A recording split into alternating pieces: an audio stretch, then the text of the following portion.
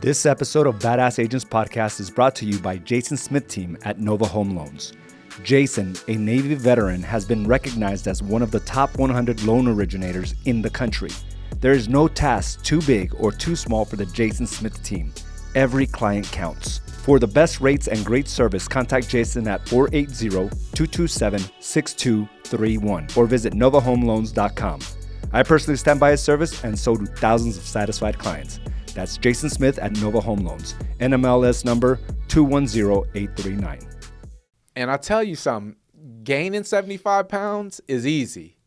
Losing it, that's a different ball game completely. And it was a series of just bad decisions over a period of time that cost me in my weight. And let me tell you something, I didn't know I was heavy. I thought I was just sexy. I don't know. I did.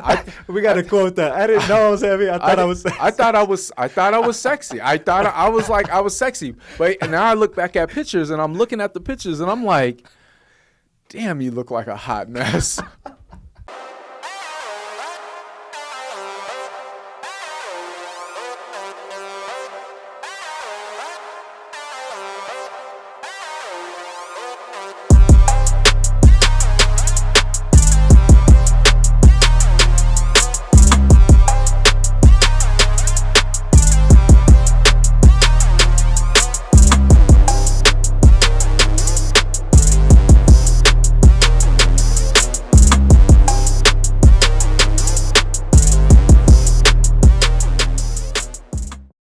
Okay, welcome to another episode of Badass Agents Podcast. I'm your host, AZ, and we are here recording live on Facebook, which will be then given to the podcast on Badass Agents, so your favorite podcast provider, and I jumbled all that up, but I'm excited about my guest today.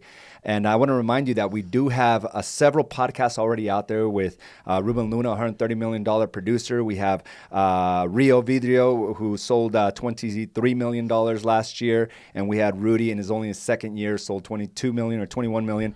And just full of information that will help you as a small business owner, entrepreneur, to be able to just have the mindset to stay on your path. And I do want to introduce my next guest. His name is Jermaine Robertson. And I got to tell you, this dude is a beast. He is a beast. And I think you're going to love this episode because we're going to dive into faith, family, fitness, and finances. Everything that has to do with life. And this guy is living it to the highest level. He's lost 75 pounds during his journey. He's increased his profitability. And the connection he has with his wife and kids is simply amazing. I am a fan, and I think you will be too. And if you need that little bit of motivation or inspiration, this is the show to be on. And with that being said, I want to welcome Mr. Jermaine Robertson. What's going on, dude? How are you? Good morning. Good morning. Yeah. So he just kind of just walked in about 30 seconds ago. Yeah, no, I literally slid in, like from the front door all the way in, and just slid into my seat, and like this all happened. Everybody, like, we had team members putting that on you, little makeup. It's just a part of the progression, though. Curled your eyelashes. It was a part of. Yeah, I gotta watch that. I was in the pool this morning, so I gotta be careful. So we're coming off a 10-mile run this morning. Man. Yeah. 10 miles. I mean, did you ever see yourself running 10 miles on a Friday morning with no real reason, but to just simply run it? If I could just be completely honest, unless it was running from the police as a kid, no. No. Hey, that's and you have an insane background that you've gone through a journey that you've gone through, and it was a wake-up call to you to change several things in your life, and I hope to dive into some of that a little bit later today. Yeah. But I want to tell you, man, to have you here, to have you as part of my circle, I love it, man. You're the same guy, and I've put a few of your posts out there as you were praying as we would go out there on our long bike rides, and your prayers always hit me to the core. I could feel it in my bones. I could feel it in my body. How did that begin for you? How did that journey of being faith-based and just making sure that you always have the lines of communication open and that you're always, looking for guidance and inspiration from God? How did that occur? I mean, is that something that's always been instilled in you, or is it just recent where you just changed everything up? I don't know that it's always been instilled in me so much. I was really the kid that always resisted, like, any type of religion or faith. It wasn't something that I gravitated to, mainly given my background. I was raised by my father majority, and my father was, the conversation would be, well, why go to church? All they want to do is get your money. They just want your money. Do you see what the pastor's driving? He's driving a brand new Cadillac every year. And so it was always a real negative connotation with faith and religion. But my grandmother, on the other hand, which she passed away a few years ago, but even to this day, I don't think I knew how fundamentally sound her involvement in my life was, and it wasn't necessarily from like let me just give you an example. My grandmother, I remember tearing my shoes up so I didn't have to go to church, and I remember her beating me bad, and she didn't beat me, and I know she didn't beat me because I tore the shoes up. She beat me because she needed me to understand that the place I was trying to resist going to was the single place that was going to save my life down the road, and I couldn't have seen that. And I'm 42 now, so you're talking about this happened, 35, 36, 37 years ago. She knew. Yeah, but for you to be able to pinpoint it to that experience, right? And you said something very important, something that would, change the trajectory that you would have to lean on later on in life. What was that point? Do you care to discuss? I mean, what were some of the things where things just happened to change for you? Maybe you were going down this path that you know was wrong, and maybe there were some consequences, but when did it actually click for you where you said, hey, I need to follow this path now? Yeah. You know what? Some people who follow me, they know my story. They know that I have a prison record. They know that. How hard is it to talk about that? I mean, now, because, there are some things from my past that I was so ashamed of, and I felt like it weakened me. Yeah. And I think there's a lot of people out there that are not living in their full potential, to their full potential or in full power, because they have this shame and this embarrassment of who they were as young kids. Like, I can't be the same person I was as a 17-year-old. I'm not that person, right? And I would carry that shame all the way till I let it go at 35. And I remember the exact moment when I let others know about, my past, about what I've been involved in, what happened. And it was such a relief, but there was still a lot of shame and a lot of embarrassment the first time I put it out there. And now it's like I could talk about it because I'm not that kid anymore. Right. I'm someone different, a person with full integrity, a person full of character, a person that people can trust. And I live by that standard moving forward. So is that something you carried with you for a while?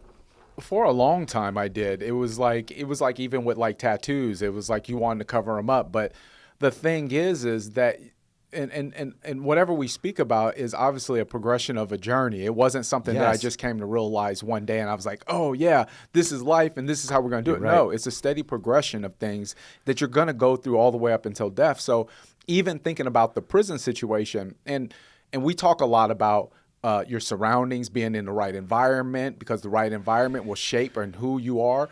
So when you're in that right environment, obviously it's acknowledged that you should become your true self. Yes. And a part of your true self is your history, it's your past, it's who you are, what you went through, what's your makeup, what created this person that we're looking at. Yeah. And you can never ever be your truest form holding on to something that helped make you. And whether or not I'm proud of prison, it made me who I am. And the fact of the matter is there's a lot of good prophets in the Bible who actually had to see prison, who actually were murderers, who actually were killers, who actually were doing a lot of bad things, who actually were robbers and doing all these things that they had to go through these different seasons in their life. They had to go through these desolate desert places in order for God to get their ear. So wow. I can't knock who I was. Was I embarrassed about it for a while? Absolutely. Just like tattoos, just like coming into this business and it's predominantly dominated by other races. Yes. You have to come in here and you have to find your own voice and recognize that you have a purpose in this area and in this arena. And the easiest and number one way that you can come to that is by coming full circle with who you are, being very upfront, being very transparent, and just saying, hey, guess what? Judge me for who I am. It's not going to change. I am what I am, and I've been through what I've been through. And the sad thing is there's a lot more people out there that are roaming around with a bunch of secrets that are holding them back. and I ain't one of them. Yeah, no. And do you think, because when I first met you, you know, you're very different. And thank you for saying that. I mean, I got chills just hearing that, because I'm right here. I could feel you energetically of how proud you are of your progression of life and what you've created in life. I look at your family, I look at your business, I look at your kids, and I'm like, wow, an incredible human being. And it was a decision on your end to take that right step each and every day. Let's roll back. The first time I met you, it was December of 2015. I had to look that number up. December of 2015. Yeah. And I remember our first conversation. But you were very different. You were a much different man. Right. A much bigger man as well. Yeah. You were up. You know, you were 75 pounds heavier than what you are today. Yeah, probably about 280, maybe anywhere bouncing between 279 and 280, 279, 285. Amazing. I mean, you were a different man. And when did this process start for you, where you said, you know what, I'm just going to start, removing the layers of that? Do you think that person was still living in that shame, was still living in that embarrassment, or were you starting to take that step towards unraveling who you are today, the powerful man that is in front of me today? Again, it starts with you have no idea how important your environment is until you switch it. Yeah. And then you start noticing the way you alter the way you see life and the way you start kind of moving about how you do things. And the weight loss thing, it was initially the weight loss thing had everything to do with a high ambition to earn, and my body not being able to keep up with my mind. So Yes.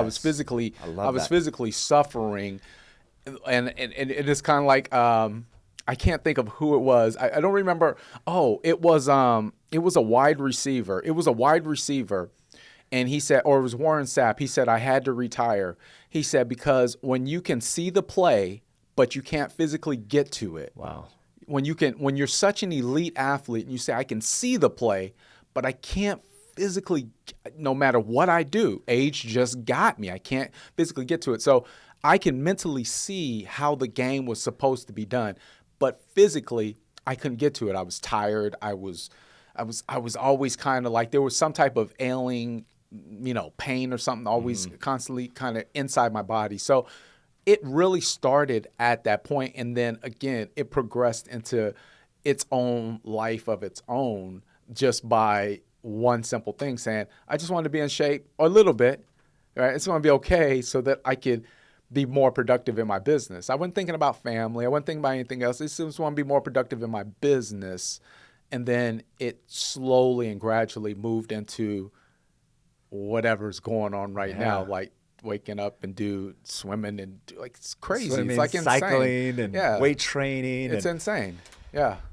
And so you began this process of like, okay, I want to do the physical side. But I remember the first time you started to really put yourself out there. Right. Really started peeling back the layers and putting yourself out there. How liberating was it during that time? And which was the one video that kind of just started to just change the trajectory of how you looked at life moving forward? Was there that specific moment, or was it just, like you said, a progressional state? I think it was a progressional state. I mean, if I had to pinpoint something specifically, I mean, there was a series of conversations that me and you have had. There's a series of conversations that me and Carla have had. There was a series of things that were taking place that led up to that. So I don't think it's, for me at least, it could be different for somebody else. For me, I think that it was just a small series of individual just coincidences that were going on, conversations that were going on. Goals that I had set that was happening where I was just saying, okay, let's be committed, because everything about my life has been very small incremental increases. It's never been one big lottery win. It's not one just big dump. It's just been a bunch of consecutive things that have happened and compiled on each other and morphed to the person you are today. Right. And, it's you talked a lot about environment, and we actually have a quote that we've put on the walls of A's and Associates. We put into the 12-week target book, and you're in week number 3 here, and I'm going to go ahead and read that. And when I first read that, I remember it being so when I heard it, I was so inspired by it because it was the truth. You captured the essence of what we do here collectively, what we do here as a group, and we champion each other to become better, and not only in business. Business is expected, right, but to rise everything up around our lives at an ultimate level where we're involved with our families, we show up as powerful men in our marriages, we're going about it with our bodies, right? We're pushing ourselves to continue to push our capacities, and we could take on more, right? And just the way your body helped, your business, it also helped your connection with at home, right? It helped your connection at home and with your kids. You're very involved. It was a trickle effect to everything else. Well, yeah, because you got to remember something. For every action is a reaction. So, we've all kind of, I remember one of your quotes that I think is one thing that you probably live by is your mantra, which is, I can eat anything I want. I just can't eat it all the time. Yeah. And so I think during these journeys, we end up coming up with our own mantras. And then our mantras end up boiling over into every aspect of our life where we want to be at. If it's our family, then we say the mantra is we're going to break this trend of broken homes. Me and my wife, we talk about making sure that we stay together and we're, we love each other. We communicate with one another. We have a real relationship so that we can set the best example, but real, because we can't stay together just under false pretenses that it's all good and we're just trying to keep up a show. Yeah. But like, really, I'm feeling you, you feeling me, good, let's go ahead and do this. Or even with our kids and setting the best example and just really, me and my wife talk a lot about understanding that right now we're in probably one of the toughest positions to be in, and that is turning a generational curse around and literally moving into a new direction and understanding that we are literally the originals of our family to be able to do this. Like when we look around, it's just not happening. It's not happening within our family. There's a lot of disconnect. There's a lot of anger, things not said. And when you walk into our house, it's like, we're real and transparent. We're just going to talk about it. Like, I think my sister came over and we had just had an argument or something. We had an argument and then we laughed about it because you're changing. It's not that serious. It's not. And I love think about the responsibility you're willing to take on. Not only are you going to do your best in your lifetime, but you put it on your shoulders that you're going to change the perspective of everyone down the line from you. Why not? Starts with your kids and moving forward. Yeah, why not? To break those generational, what'd you call it, prisons, generational dysfunctions. Yeah. And it starts with you. That's amazing. Why not? Why not? Why not? Here's the thing. If I don't do it, then I leave it for my kids to do it. To deal with it, right? If you don't deal with it, your kids are going to have to deal with it. So now, I don't like being broke. So I don't want to leave my kids figuring out how to be broke. I don't want to be a broken man. So I don't want my sons to feel like a broken man. And I don't want my daughter to feel like she doesn't know how to identify a strong man. So why would if I love my kids, why would I ever leave them at a disadvantage when I have every opportunity each and every day to deliver something that they can take for the rest of life? If I expire today, then I know that they have the opportunity to take whatever I've given them up to this point, and they can build something really great on the back of that. I didn't grow up like that. My parents are still alive, and I love them to death, but I grew up sleeping on a floor. I told my wife, I said, we lived in some of the shittiest places. Oh, sorry. No, it's okay. It's all you, man. Don't apologize. We've lived in some of the worst places, and I'm like, why were we there? Like, I don't get that. Why were we there? What was going on? It was a lot of dysfunction in relationships. It was a lot of mismanagement of finances. Nobody knew how to handle money. You can make all the money you want. If you don't know how to handle it, you're screwed anyway. You might as well just be broke. So we were always at a disadvantage growing up. So coming into now, and it chokes me up every time I think about it because I say, man, I'm so fortunate that I have this opportunity to have kids and to have a wife and to have a beautiful home and to have a great career and a great business and the opportunity each and every day to build my body, to build whatever's in my head, as long as I can exercise the discipline over self, right? You know, we were out running this morning and said, if we didn't come out here running this morning, God knows what we would have been. So if we never disciplined our body to do the things, and trust me, I did not want to get in that pool this morning. I did not. You're a better man than I did. I haven't gotten in the pool yet. My story is I'm going to get in there later, so we'll see what happens. Oh, man. It was so dreading. But if we weren't doing that, what would we do? And that's the fact. We need to redirect our energy. And that's, even with the weight loss, it was like, I wonder if I could redirect that negative energy, that negative eating energy, because food is an energy too. So if I could redirect that negative food energy, I wonder what could happen next. Wow. And it just was like snowballing. I was like seeing results, but I was used to nobody recognizing me. I was used to nobody not applauding me or patting me on the. I was used to that. I didn't really. So I'm like, I don't really even care anymore. I'm just gonna go all out. But then when you go all out, people will poke at you. Oh, what are you trying to? Oh, you're losing too much weight. Oh, you're losing too much. Are you okay? Are you okay? Are you sick? Yeah, you're all right. You're losing too much weight. Maybe you should eat. Maybe you should slow down. Maybe you shouldn't do that. Maybe you're doing too much. Maybe, you know. Your body can't take it. Yeah. Calm down. You know, and it was kind of like, shut up. Leave me alone. Leave me alone. And you gravitate towards people that are telling you, hey, you got more in you. Yeah, go. Let's go. And everybody needs that. I think so. And you brought up a good point. It was a conversation. You know, we're running in the dark. We're already 7 miles into our run today, and the conversation sparks up about, you know, how fortunate we are to challenge ourselves under these conditions. Right? It's cold. It's dark. It would be much nicer to be in bed under the covers, but we bring ourselves out because we all have discovered what we're capable of when we're bored. Right.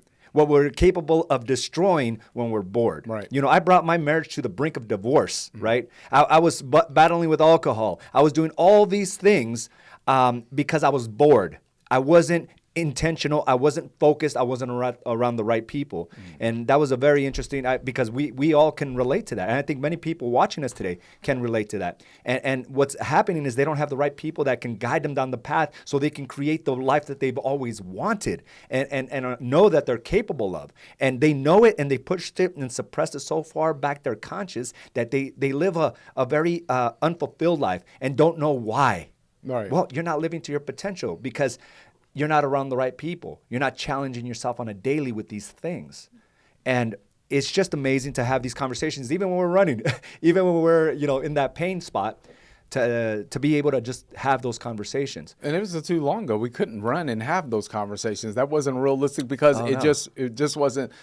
And that just kind of goes to show how far our body has come in order to be able to have a nice run, a good run. That's a long run by any standards. We're 10 miles is long. We're a couple miles off of a half marathon, so it's not a joke run. And that's just a Friday morning run, which I love it. Yes. Yeah. But and kind of the things that I've identified, especially with like now I look back at some of the things I would do, like go out super early in the morning when it was cold and run through all of downtown Phoenix. I remember that. That is spooky. Now that I think about it, that is spooky. But you got to remember something. Your level of discipline should be equally in alignment with your level of undiscipline. So if you know that you're and that's a real conversation that every individual needs to have with themselves. How disciplined are you about what it is that you're doing? Are you disciplined about your eating? Are you disciplined about your family, your money? What is it that you're undisciplined about? And then I typically like to go to the upper echelon of the other angle. Okay, great. So I'm really undisciplined with the way I work out or eat. So great. I'm gonna get up super early, and I'm gonna show my alter ego who's in charge, who's in control, and really kind of go to that next level with it by just doing things that are like, now when I look back, I'm like, there's some like crazy people out there roaming around at 2 or 3 in the morning. Right. But you do it because you know that there's something bigger and better inside of your mind that you can actually be. You're only a shadow of the person that you actually could be. And so when we go through these things like this swim or these runs and these bike rides, and because we have like a 2.5 hour ride tomorrow. Yeah.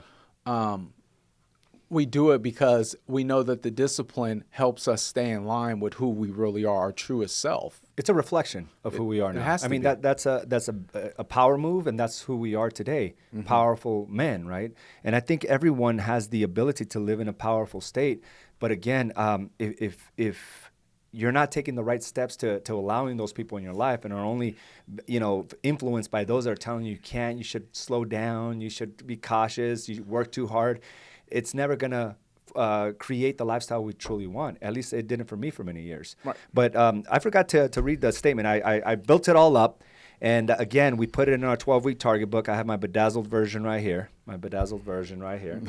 Okay. My daughter always takes care of my 12-week target book. We're going to be releasing this to the general public here in the next month or so after we move into HQ. $1,000 a book. It's invaluable, right? It's invaluable of the just the simple things that you can do on a daily basis to just create that life on fire.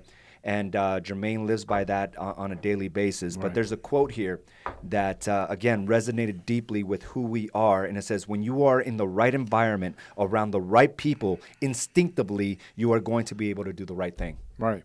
Yeah. It's without a doubt. And I think most people will avoid the right people because shame, guilt, Feeling less than. Yeah, people stay away. Their pride, their ego. Yeah. And I've had many conversations with agents that finally make their way around to Aids and Associates, and they've been watching us for 2 years, for 3 years, and they just never made the call, never made the move because they thought they needed to fit a certain mold to be here. And we're not saying that at all, right? What we're saying is, hey, take the step on owning who you are powerfully, not in comparison to somebody else running 10 miles on a Friday. Right. What this is about is to finding your X factor, to finding that pride of who you are and owning all your experiences and moving forward and attracting those that love you for who you are, not necessarily what you're posturing out there for the general public. Right. Well, I mean, if I have to look back, even with like the guys that we run with or who we train with and the people that are just here in general, if we look at them, look at me, I think everybody comes because they want the transition. They want to change. They're like, yo, something over there is resonating with the true me. Because that's what happened with me. Yeah. Even in our open introduction and conversation, I was like, who is this guy dropping these emails and why does he know what I'm thinking? But it wasn't necessarily that you knew what I was thinking or you were trying to act like you knew what I was thinking. You were just resonating with who you were. You were just vocalizing who you were, and it resonated with who I was or who I wanted to be. And everybody started evolving from that. That was the simple cut of it. But have I been here under situations where maybe it was a little intimidating? Maybe I felt like I wasn't holding my end of the bargain up? Absolutely, on a regular basis. But you recommit. You just say, hey, listen, I'm at a situation where I'm at kind of a loss or a lull in this. Yes. Okay, what am I going to do? Am I going to quit? Am I gonna try something else? Or am I going to recommit?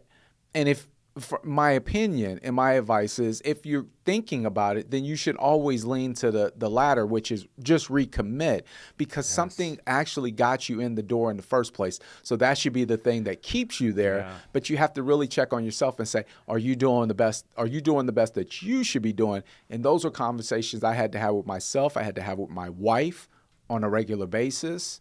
So when you ask me, is there a specific point that I've ever come to that really was a realization of what was going on? No, the only point I ever came to was that I can do it all. And we said that because I was like, last year, it wasn't my most productive year in real estate, but it was my most productive year personally. Yeah. Because my body was transfiguring. My relationship with my wife was growing and was blossoming. My relationship with my children was just really good. Everything was going in a better position, and we were moving in the right direction. Mm-hmm. But then when I said that, maybe it came off like an excuse, like, oh, well, I was working on my body, so I didn't have time to do real estate.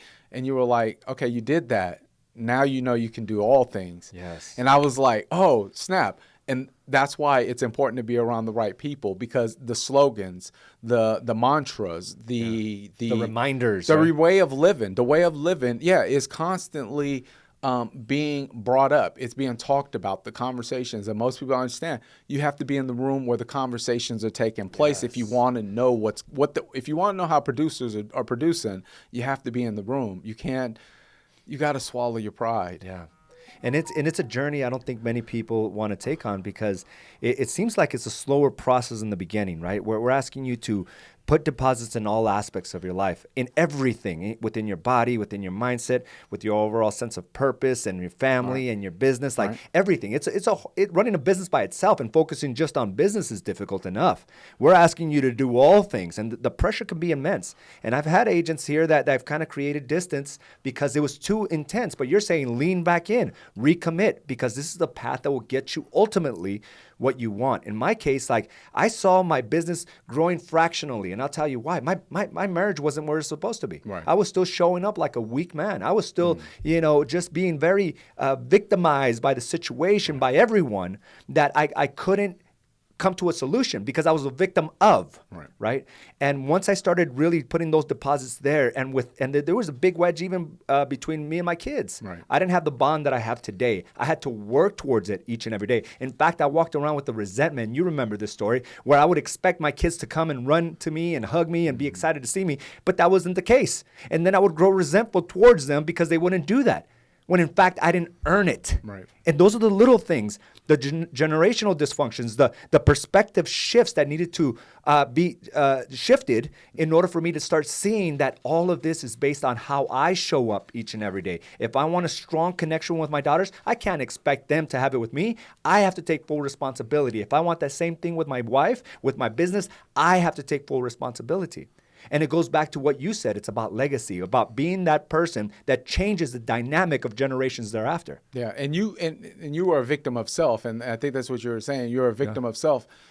That's the thing, though. You have to take responsibility to the point. I don't remember what book it was, but I remember the guy saying, if your electricity goes out, this is like the biggest joke, and I take it so serious. It's like if your electricity goes out, power line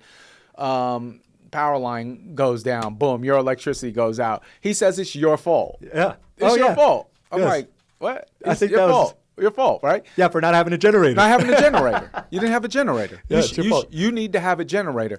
What can we that's put down saying, the air? Oh, sorry about that. Can we put down the air in here? So good. what's that saying is you need to pretty much be in a position where you're taking responsibility at each and every angle that you possibly can. Could the electricity go out? Absolutely. You need to be prepared for that. You need to be prepared to have the conversations with people. You need to be prepared to let things go. There's been so many times where, to a certain degree, I would approach the conversation with a family member if I thought that there was something going on that maybe needed to be addressed, because as people, we have a tendency of not voicing things. And we just walk around, and then we walk around so long it turns into like hate and anger, and then this built up tension in this wall, and you're like, whoa, hold on, it was a candy bar, what are you mad about, what's going on? And now it turned into like World War III. Yes. And so I've recognized that. So a part of being not a trendsetter, but part of being somebody who says, well, I'm going to take this to the next level is saying, I'm going to take ultimate responsibility. I'm not going to take responsibility for what you did, but I'll take responsibility for what I do and what I choose to do, meaning what I choose to say, how I choose to approach it. How you choose to respond. Right, even. and not just let things go, but again, being around the right people. I can't emphasize that enough. Reading the right things, digest what you're digesting, whether it's physically, emotionally, mentally, digesting what you're digesting makes it. I can't emphasize how big that is, because if you are in the same circle, in the same scenario, in the same situation, they said that's the definition of insanity, doing the same thing over and over again, hoping that you'll get different results. It just won't happen. That cheeseburger is not going to help you lose weight. Staying in that bad relationship is not going to make you feel like you understand love. Repeating the same things that my parents did are not going to help me develop a better relationship or a better legacy inside my family. So I have to make adjustments, and I have to take full control in every aspect of my life. I love it. And I think that book was by Mark Divine, Unbeatable Mind. Was that ring a bell? I don't think it was that. I don't think it was that one. Was it Relentless? It's one of those. I'll find it. Yeah, I'll find it. He did, and he said if it goes out, that is your problem. Yeah. It's your fault. If you want to take ultimate highest responsibility, and really that's going to come down to what kind of vision you have for your life. the bigger the vision you have for your life, the more responsibility you will take. You will never, ever, ever give that power to somebody else. Not for a relationship, not for being broke, not for a business falling apart, not for quitting again, nothing. Even with quitting, you can always come back the next day and recommit. Even with quitting the workout. Like I don't have fire workouts all the time where I'm just in there, I'm like, yeah, this is I'm killing it. Yeah, pick every weight in the gym up. No, sometimes you're in there with like a 5-pound dumbbell and the girl next to you is looking tougher than you. But you just say, hey, I showed up today. Yeah. But I'm going to show up even more powerful tomorrow. And I'm going to build on the powerful days that I show up versus the ones where I just kind of show up and I'm just here. Yeah. Can't build on that. But I can say, hey, you get a C for this today. You get a C. You showed up. Yes. At least. Because some people will quit, right?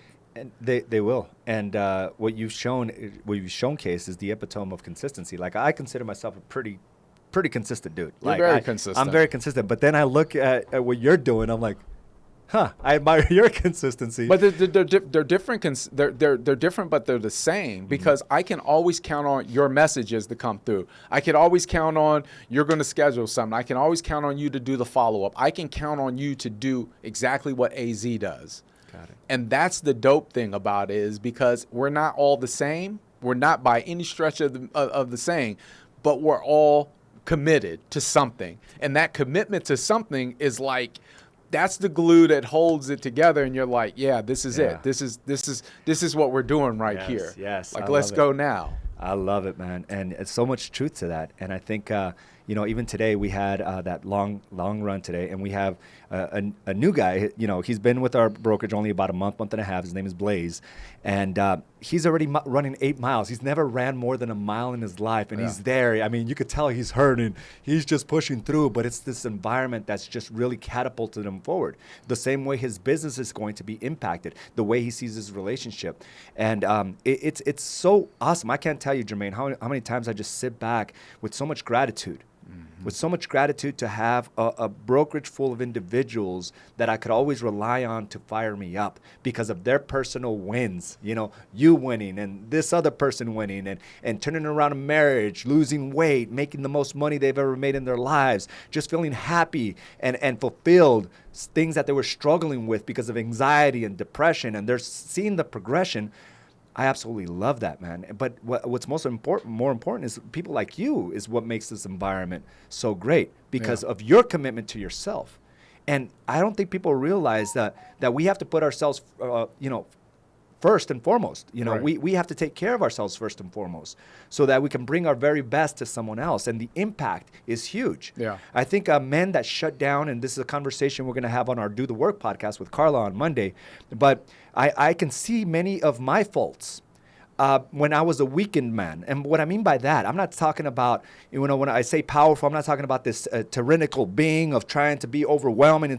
I'm saying somebody who is certain, someone who is competent. I am a certain competent individual, but there were many times in our relationship that Carla just got tired of. She got tired of because I showed up weak. And when I show up weak, I destabilize the home. Right. I destabilize the home. I create stress and anxiety and fear. When I shut down because of a failure and I don't even want to get out of bed, I destabilize the home. I am a weak man. Right. And I remember Carla one time told me, I don't care how much money you lost. I don't care that this didn't work out for you. All I really want is for you to say, I'm going to get up and I'm going to go kick ass the next day. Wow. And I was like, you're right. Wow. But she got so frustrated that she was propping me up so much that she was like, I'll just do it on my own. Yeah. And I think that's what the leading, why women lead, the filings of divorce. As a matter of fact, 69% of divorces are filed by women. Yeah.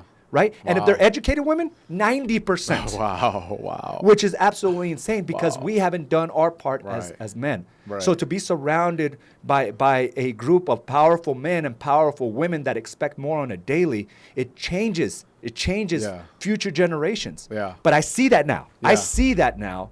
And I've made all those changes accordingly to understand and to let Carla know I am man enough to handle a powerful woman. Right. And those are the things that I think is our responsibility. Yes, bring home the buffalo. Bring lots of money. That's the easy part. Right. But can you bring that safety, that stabilized home? Yeah. Right? That safety quarters for your kids. Mm-hmm. Yep.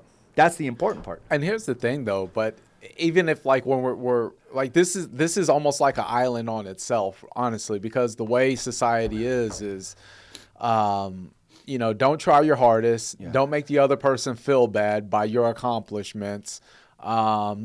And it's really the fabric of the way the family is all kind of put together is really kind of broken down. It is. It's broken. There's a flaw. The men aren't showing up the way that they're supposed to show up. Yeah. They don't know how to show up because it's hard. There's no examples. It's kind of like everything is really broken down. So when you come here, being real and relevant, being real and transparent is a part of the culture. Yes. It's a part of the culture because it allows you to unlock yourself. I look at so many of the agents that are here in the conversations and their videos and stuff like that, and I sit back and I laugh because I'm like, it's cool because you're like, that person's looking for themselves. Yes. They're looking for themselves. Oh, they're looking for I was like, you're going to find if you keep talking, you'll find your voice eventually, and your voice will be so original.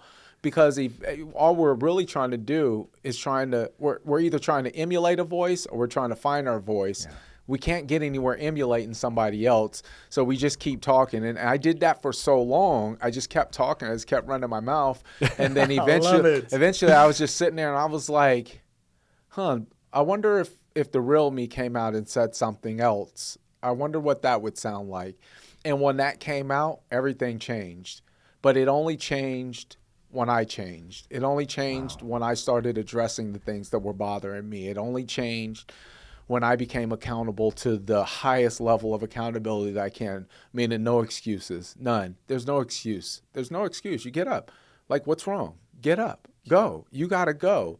And that's why I decided, okay, I'm going to wake up at this time in the morning, because I knew that if I disciplined myself to get up at this time in the morning, it would make all the other decisions throughout my day that much easier. So I had to start with the first thing. And, we have conversations about, and I remember when I first came here, there was like this joke about Frappuccinos or something like that. And I was like, somebody was like, don't bring a Frappuccino. I was like, what is that all about? And it was like, and then it later on came out because I never even questioned it again. It was like, you had a problem with people having Frappuccinos. Like, how do you start your day off with a Frappuccino? Like, if you're going to start your day off with 12,000 calories of Frappuccinos, I could only wonder what the rest of the day is going to look like. So it's that one bad decision or that one decision that either leads to a succession of better decisions or a succession of worse decisions. And I'll tell you something, gaining 75 pounds is easy. Losing it, that's a different ball game completely. And it was a series of just bad decisions over a period of time that cost me in my weight. And let me tell you something, I didn't know I was heavy. I thought I was just sexy. I don't know. I did. We got to quote that. I didn't know I was heavy. I thought I was sexy. I thought I was sexy. I thought I was like, I was sexy. But now I look back at pictures and I'm looking at the pictures and I'm like, damn, you look like a hot mess. I love it, dude. Right? When you get to look back at time, like when the timeline thing pops up, I'm like, oh my God. And, was that really me? And if my wife is standing there, I'm looking at her like, you married that guy? Like, you're a dime. You married this guy? You got game, dude. You got game. That's why she married you. That's why. But I thought I was in my sexy, but I wasn't. And then that goes to say, you can think highly of yourself, but don't think so highly of yourself that you're not in reality. Wow. You got to have that mirror talk. You got to have that mirror time. Our mirrors are filled with just whatever I feel. So I can look at it and I can, maybe something from 2 years ago is on my mirror, and I can always reflect back and have a constant conversation with myself as I'm shaving this head, in the morning, getting ready to go for my day. And I can always have that conversation with the one person that I need to talk to at that moment, and that's me. And once I have that conversation, it's go time. And what's hardest to make other people understand, if they ever ask me, is that you only get to that point by just every single day just chopping away. Yes. Just chopping away. Just don't worry about knocking the whole tree down. Just take some chunks out of it. Just because once you knock it down, you'll have firewood forever. Wow. So just knock it. Just take your whacks at it. Just keep going, keep going, keep going. Don't be like the people who show up at the gym and You know, because people who are like consistent at the gym, you know who else is consistent because you see them on a regular basis. But then you'll see that new face and they're lifting everything in the gym up. You're like, dude, that's hard to sustain. Yeah. It's hard to sustain trying to do and think you're going to accomplish everything today. Yes. You could try something today. You could try something new today. You can work at whatever it is you want to accomplish. But thinking you're going to accomplish life today, dude, you're setting yourself up for something bad. I mean, I wish you luck on your journey, but, you know, it's about the destination, or it's about the journey. It's not about the destination. It's about what you're learning along the way. And again, that's another like mantra that I live by that fuels me to keep going and says, okay, there's a bigger prize out there. And the bigger prize is seeing my kids doing really well, to leave them something very successful, to leave them something, to teach them something, to show them something, to, you know, how to manage money, you know, how to invest, you know, and how to, you know, not necessarily real estate. You don't have to do real estate. You don't have to do what I do. Daddy don't want you to do that. You do whatever you want. You do whatever your heart wants you to do. I'm supporting that.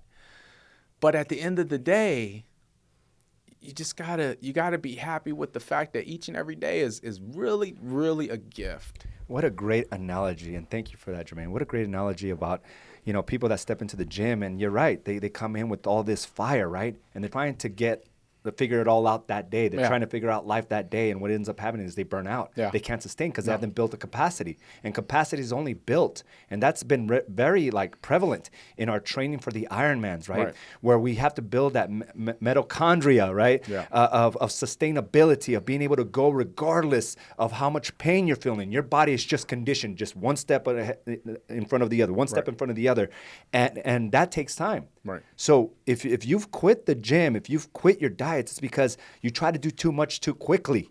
Start by just dropping the soda. You know, just don't drink any soda for a week. Yeah, just one thing. One thing. Just one thing. And dominate that. And then the next step is this. And then you'll end up losing 75 pounds. You cut out dairies. You cut out so many things. I remember you as a student having hours of conversations with Carla about, you know, your journey. And you were filling out these journals on a daily, and you were committed. But you figured out that it's about the long run, the long game, not just trying to figure out life right here, right now. Man, that just exploded in my mind. That was great analogy. So dude. And even in doing so, like even with saying, okay, a long game, like that even leads into my business, because with my weight loss journey, it allowed me to say, all right, cool, you can do that. So now I set a lofty goal for this year. I saw a lofty goal, and I'm like freaking out. Like, how am I going to hit this goal? How am I going to hit this goal?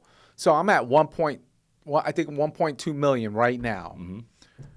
I have to maintain that, but I have to keep up a mental picture, because it's real easy to lapse. It's real easy to fall back into your old habits. But if you keep a mental picture of what it is that you're trying to accomplish, if you keep a mental picture of what it is that you can do, and that what you must do each and every day, day in and day out, then you say, okay, if I want to lose the weight, I got to keep going to the gym. If I want to lose the weight, I have to keep eating the right things. Meaning if I don't have the discipline to let this stuff come in my house and not eat it, then I just don't let it come into my house. I don't play that way. And it's the same thing with setting this lofty goal. And then it's the same way with having conversations with my clients and saying, hey, there's a big picture out there. Let's focus on that for just a second and really dial in. What is it going to look like in 10 years from now? Because I know what you're looking at. You're looking at today. And that's probably, if I had to say that that's society's biggest problem, is like looking at, they just want everything right here today. And if it don't come to fruition right here today, they're like, it's never going to come. Yeah, it's never going to happen. It's like, and you bring up such a good point. It's so important to have that target, because the individuals, let's just use the gym again, for example. When they came into the gym for the first week and 2 weeks where they were uber consistent, is that vision was so strong. Right. And then it just kind of fades away. They forget to go back to that feeling of why they got there to begin with. Because I truly believe if God puts a vision in your mind, it's yours. It's already yours. You just have to go out and get it. And those visions have propelled me in business and in my family as a father. I envisioned this person that I would be and how I would feel. Right. And back then, I didn't know how I was going to get there. I was so far in the hole financially. My relationships were so far in the hole, my mindset, that I didn't know that if this vision was meant for me or was it an accident. Right. You know, but I had to continue to bring that vision to the forefront as I had to overcome those pains, Right. that darkness. I had to endure all that and continue to put that picture. And now I'm like living that life that I never thought was possible for me. And trust the process. And trusting the process. You have you have to trust the process, because what I've noticed is that the vision will come, but not a full roadmap. Blueprint. No, the blueprint's not there. It's not there. It's not there at all. And matter of fact, it only reveals itself piece by piece, because it's the thing that you're supposed to be doing at that time. So it's just, okay, if you're obedient, and I think my relationship with God comes to the fact of being obedient to that piece that comes to revelation. The voice. If it comes right now, then I'm going to be obedient to it. That's why with my 12-week target book, I typically walk around with it, with a pen. I walk around with it because I want to be obedient to that voice that comes, so that I can write it. If I can't act on it, at least I can write it, and I can make sure I can act on it at another point. But I think, and I speak about, society in general, is because I look at it and I'm like, dude, like, you're really not in a bad position. Like, if you're breathing and you got 2 arms, 2 legs, and a partially functioning brain, you really can, like, you can do some real damage in life. You could really make some things happen.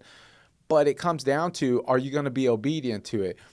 And a lot of the discipline factor has to do with being, if you're not disciplined with what you eat, if you're not disciplined with what you said you would do, if you lie to yourself, there's no way when that moment, when that one piece of the puzzle starts coming together, that you will act on it, because in your mind you're saying, no, I need the full picture. No, you don't.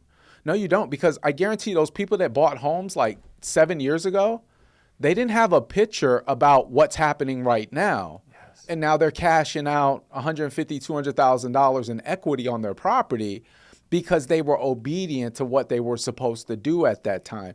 So the discipline and obedience all really fall in line with being able to get to that next level in life, to be able to lose that weight. It's just showing up. It's just trusting the process, just saying, damn it, I know it'll work. Damn it, I don't know why it'll work. If somebody asks me, well, how do you know it'll work? I don't know, damn it. I'm just gonna keep doing it until I can't do it no more. That's it. I'm just going to keep doing it until I can't do it no more. And the more I built that mentality, the more I started saying, hey, it's working. Oh, it's working. Now, I wonder what. So that's why I said, I came in there and I told you the goal. And I set the goal and I said, I don't know how the hell I'm going to do it. I don't know how I'm going to do that, because I've never touched that kind of business. Yeah. I never did that. But I said, I just believe. And I'll tell you, when I started thinking like that, these little pieces of information were just fed to me. And because my discipline to get up and go, and my discipline to go to the gym, my discipline to do what I said I would do, it flooded into my discipline, that when these little pieces would come to me, even if it was just like, call this person or send this message out or do this. You know how many clients that I've had been like, I was just thinking about you. And I was just being obedient to what I was supposed to do. Mm-hmm. That's it. That's it. That's why we hired you. Like, I just did an interview. Said, well, we hired you because I was just thinking about you. And the next thing you know, there was a flyer on my door. Wow. And then she was like, gave me her information. And then I contacted her. And then she was like, oh, I'm busy doing something, blah, blah, blah. And then someone came and said, send her an email. And she says, I was just looking for that email you sent me a week ago. And then I just got this email. And I was like, can you come over to my house tomorrow? Trust in your voice, yeah. But it, again, and when I was swimming, I wish I had brought it with me. I put it in my phone, but it was simply said, pick a spot to start and just start there. For me, it was money. And then once I realized money wasn't really my starting point, all I did was just make an adjustment. And then my health became my starting point. Wow. So just pick a point and start there. And if it's not the right point, that's fine. You can adjust as long as you're living. You can always adjust. But you don't want to get into a stale, stagnant way of thinking, because that's how people are when they just go to work and they're like, I hate my job. And there's always singing the I can't wait till it's Friday song. Like, you're missing 5 days for 2? You gave up 5 days to get 2? Wow. What? Are you insane? Do you know how many days there are in a year? Do you know how many years you have to live?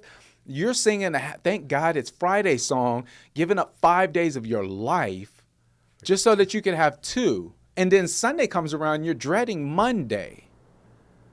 Instead of just living in your truest self and just saying, I'm just going to start somewhere. I'm going to start my business, whatever. And it's, I think people think, they look at our business and they say, well, real estate's easy. Are you crazy? Are you insane? You got to build some stamina. Some thick skin too. Very, because things are going to happen. But imagine things happening and it's all on you. You got to get the bills paid. You got to take care of responsibility, and things happen. People go into comas when you're counting on that. What are you going to do? Break down? Melt down? But if you don't have that initial discipline, and you got to find it somewhere in your life, you have to look and say, where am I going to start my discipline journey?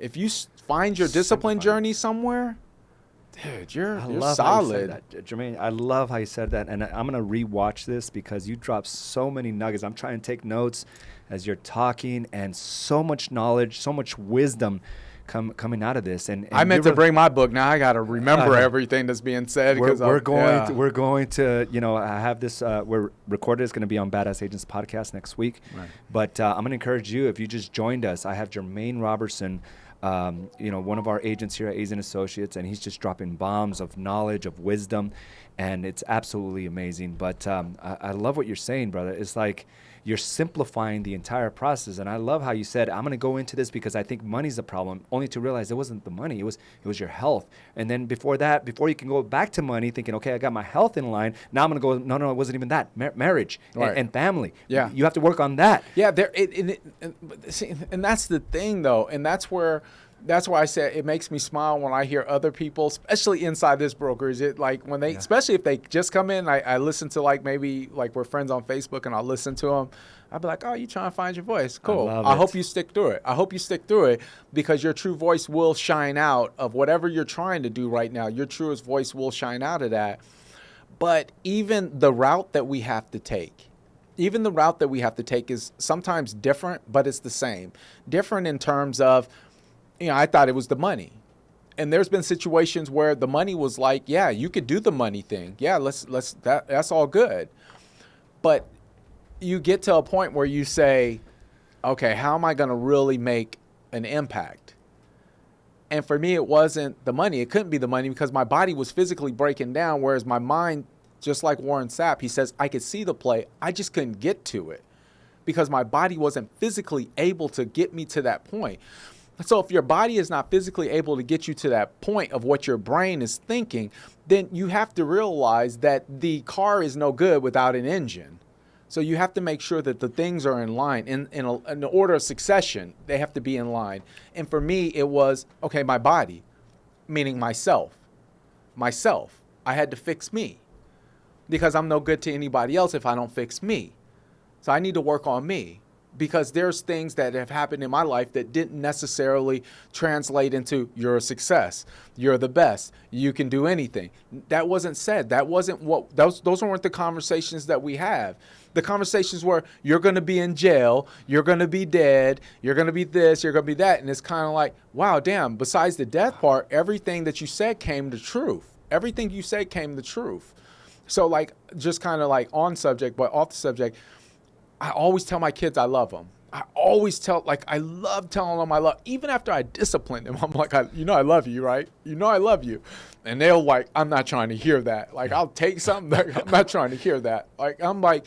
So I'm laying in the bed and I'm with my son and I'm with my daughter and I say, I love you, right?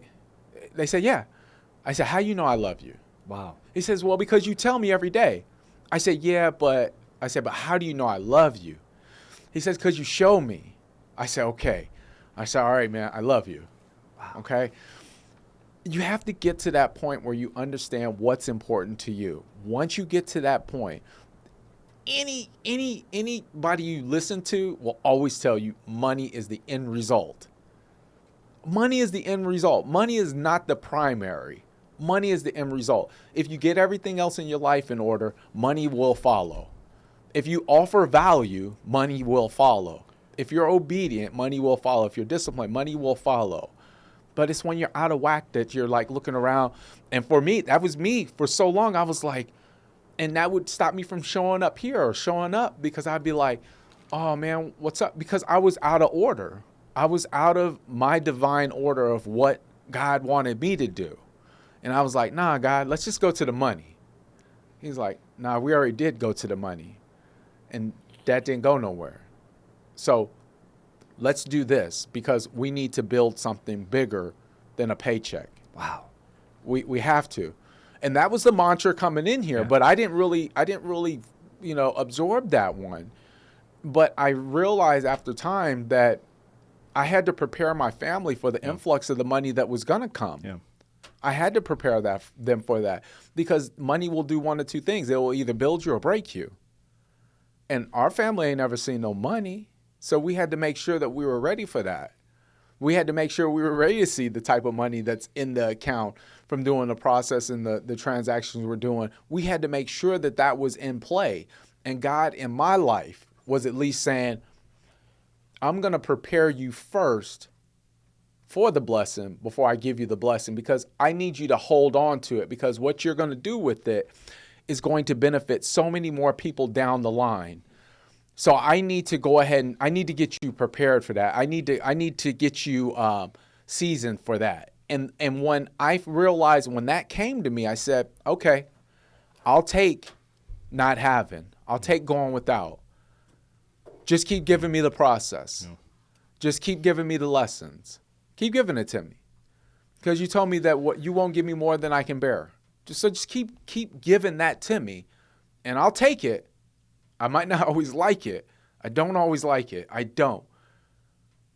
But I'm so blessed. I'm so, literally, I'm so blessed. Like, when I start thinking about my family. Yeah. Right?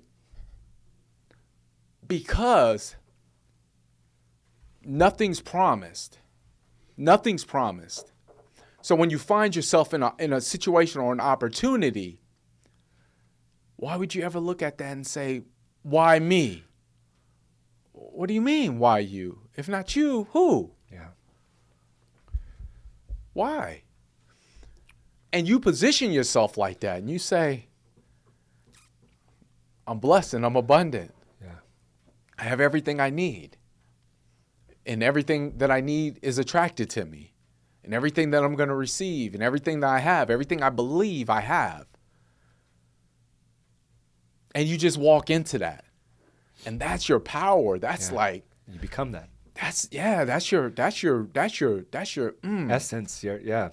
Man. You're right. That's your get your sword out and let's just go to battle. Let's just do this. And that when we going through Ironmans and marathons and doing all this stuff, that's the battle. That we're going to battle every single day for our families. Every single day we're going to battle. Every single day. Because there's always a force fighting against us going to the top. There's always somebody trying to pull us back down, something pulling us back down. And we're constantly suiting up, that's what we're doing. That's what we're doing. We're suiting up and we're going to battle. We're going to battle with ourselves. We're going to battle against the forces against us. We're going to battle against the things that don't want us to succeed. We're going to constant battle. We're all in. We're all in. I've already committed to say, I'm going to die doing this. Yeah. I'm going to die seeing my vision.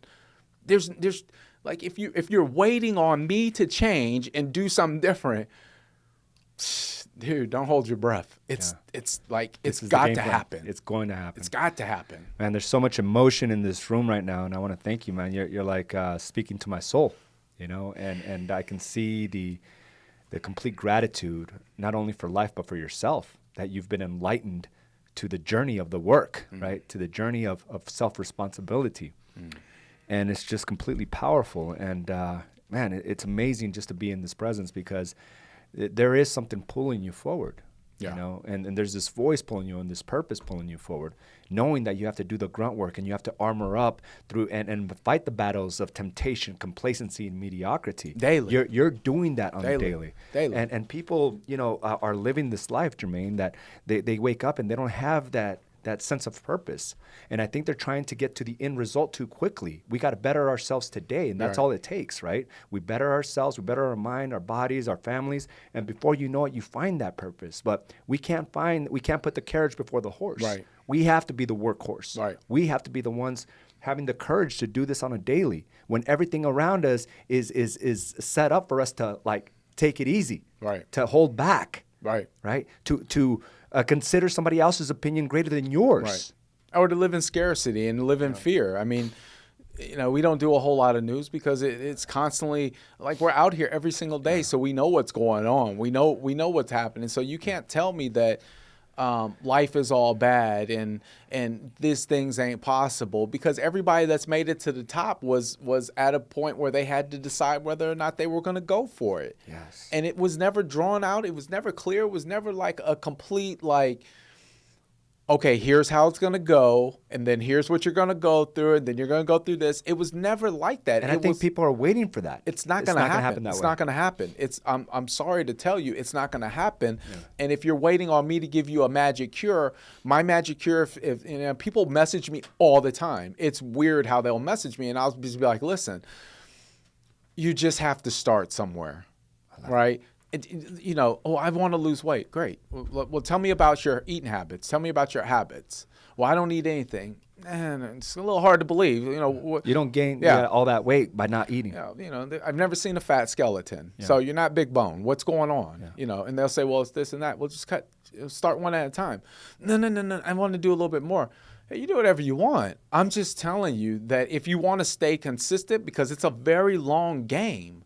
It's a very long game. You need to take the necessary small steps each and every day. And then eventually you know, I wasn't walking into the gym day one and saying, yeah, I'm going to do triple sets.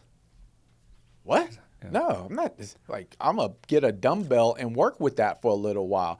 Now I can walk around and I can go from a squat to a curl to a lunge and then call that one set and then go back and do it all again, because I've built my body up to do that. And then there's people even better than me that do that, right? You've built your business where it's even better than what I have, but you've taken the necessary steps to get there, meaning your time, your energy, your focus was it was directed in the right areas.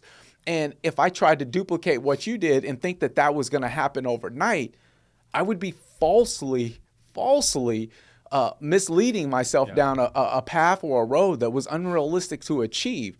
Not down the long run, but today. You got to start with the small steps today. What are you willing to put in today? What are you willing to commit to today? What are you willing to say, okay, what are you willing to say, I'll do this today, and I'll do this for the rest of my life? And when I started my weight loss journey, it was, I think I started with like sit-ups or something like simple, where I was basic, like, yeah, I could keep this up. This is cool. And then it transitioned to like push-ups. And then I said, okay, every time before I get in the shower, I do 50 push-ups. That's it. And I've already committed. I'm just going to do that till I die. I don't care if my body is already in the best shape, if I just already came from the gym, if I've already figured it. Before I get in the shower, do 50 push-ups. Wow. Because that was that was the foundation. So why would I ever disturb the foundation? Most people don't have a foundation that they started from. So they have no real direction on how they want to build this out. So they're just like, well, I'll just follow yours. Well, yeah, you could follow what I did, but does that really fit who you are? Find you. And the only way you're going to find you is by taking a step forward and committing to something, right? Love it. Oh. Full of just bombs, guys. Take this. It may seem simple the way Jermaine has explained it, right? No, and one thing that I want to point out, it's never these big moves. It's always the small incremental moves, and just deciding that there's got to be a starting point. And you said so many nuggets, man. And one of them that really resonated with me earlier, it says, if you keep talking, you will find your voice. And it's amazing because you're able now to be to see others trying to find their voice because they're consistent with their talking. And when you said that, I already had a number of agents pictured in my mind of how they're committed to that game and how inspirational they've become because they found their true essence, their X factor as well. And the other thing is something we always say here: build something greater than your next commission check. Jermaine is an excellent example of that, and it's what we believe in. This is our environment. You know, you don't have to be an Ironman. You don't have to be this muscle-bound person running marathons. You just have to be yourself and find yourself, and the abundance comes attached to it. To your truest core. Absolutely. Yeah.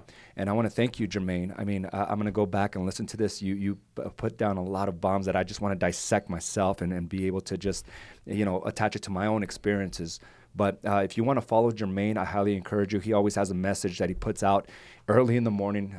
This guy's up at 1:30, out by the house at 2 a.m., taking care of himself. Go to Jermaine Roberson on Facebook. And what is your Instagram handle? Jermaine, the Roberson team, or Jermaine Sells AZ. Okay. And just look him up, friend him, follow him. A very inspirational gentleman. And if you're in the process of considering, selling your home and buying your home, consider this man right here. Consider this man. He's going to bring his true, authentic self. He's going to lead you down the right path. Reach out to him directly. Interview him. And you will know that you chose the right person that's looking out for your best interest. That's Jermaine Roberson. And again, I want to thank you. I want to read a couple comments, if you don't mind. Do you have a few more minutes? Sure. We got, a lot of individuals here from the office that joined in. We have David DeAnda, on fire for life. That's great. Breaking the generational curse. That's the way you said it, man. Generational curse. I thought that was brilliant, the way you described that. And for you to take that on, generations before you and generations ahead, to take that on your shoulders, it's absolutely amazing. And people are going to remember you many generations down as there's lineages of just professionals, entrepreneurs, doctors, attorneys. They're going to go all the way back and see Jermaine and your wife, Ricky, there as the foundation, as the core. And that's what I strive for on a daily, man. It's like we have to take on that burden. It is a burden. It's a burden. It's a responsibility to you. But if you don't do it, dude, like, people have to remember that if you don't do it, you left that for somebody else to do. And if you left that for your kids to do, what a shame. You really got to ask yourself, do you love them enough to say, you know what? I'm gonna go to war for you. I'm gonna do this right now so that you don't have to do it. And when I look at my kids, I can tell they know I know what daddy's doing. And that's a different look than anything I've ever seen. Is they look at me and they're like, that man's going to war for us and he doesn't plan on stopping.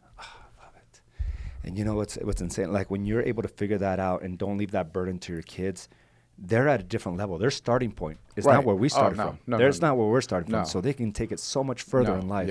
Yeah. And great example there. He's following you now, so great. Thank you for that, David Anda. And we got David Moreno, Paul, for words, brother. Felipe, amen. Every day is a gift, brother. We got Rudy, such a great man, full of knowledge and living in truth. Thank you. Honored to run with you, Jermaine. That's from Rudy Flores, one of our top agents. Thank you for tuning in. We have Celia, powerful words. Definitely will be rewatching this one several times. Thank you, AZ and Jermaine Robertson. You're welcome. Again, you can rewatch it here on Facebook, or just go ahead and subscribe to our podcast, Badass Agents Podcast. We bring on individuals just like Jermaine, but I also have a piece that I do every Monday. It's called Mindset Mastery, that we put out there for you just to get that knowledge, get that fire. Maybe it's dimming down and you just need to be reminded of who you are and how powerful you can become. Listen to that, and I think it will point you in the right direction. But again, I want to thank my guest today, Jermaine Robertson. Thank you again. It's an honor. Thank you, man. I had chills. I had tears. I was trying to hide it. But thank you for that. It really fired me up. Yeah. I appreciate you. I really do, man. I'm very blessed. I'm very blessed to be in your presence, be in the presence of the individuals around here. Carla, like, it comes down to it. You just got to get your circle right. You got to get the people that you're dealing with. You get the people you're dealing with right, you solved a big portion of what's going on. And once you've solved that, you can come back to the other people, because at that point you'll no longer be a victim. You'll no longer be at the mercy of their words or what they say or what they even think. You'll just come back. You'll be like, Leader. I control this. Yes. I control this. How are you doing? And they'll be looking at you funny, but sometimes you got to go away to come back. Ooh. You do. Man, you have to. There. You have to go away to come back. Absolutely love that. You do. If there's any interest from you, if you're a realtor here in Arizona and would like to be in an environment like this, let's have a one-on-one conversation. The way you do that is you go to badassagents.com. There's a little apply button right on the top hand right corner, or maybe it's just as you're scrolling down on your phone, you'll be able to see that button. Apply, take 2 to 5 minutes to fill that out, and I will personally call you. Join us. If the voice is telling you to make a move, make that move, at least have that conversations. Go to badassagents.com. And with that being said, I want to thank again Jermaine again for being on here. And until next time, we will talk to you soon. Have a great day, everyone. Thank you for joining us for this episode of Badass Agents Podcast, brought to you by AZ & Associates and Do the Work Coaching and Consulting. You can watch this and other episodes by subscribing to our channel on YouTube or by visiting us directly at badassagents.com. And of course, you can listen to this episode and many others on your preferred podcast provider. This episode of Badass Agents Podcast is brought to you by Jason Smith team at Nova Home Loans. Jason, a Navy veteran, has been recognized as one of the top 100 loan originators in the country. There is no task too big or too small for the Jason Smith team. Every client counts. For the best rates and great service, contact Jason at 480-227-6231 or visit novahomeloans.com. I personally stand by his service, and so do thousands of satisfied clients. That's Jason Smith at Nova Home Loans, NMLS number 210839.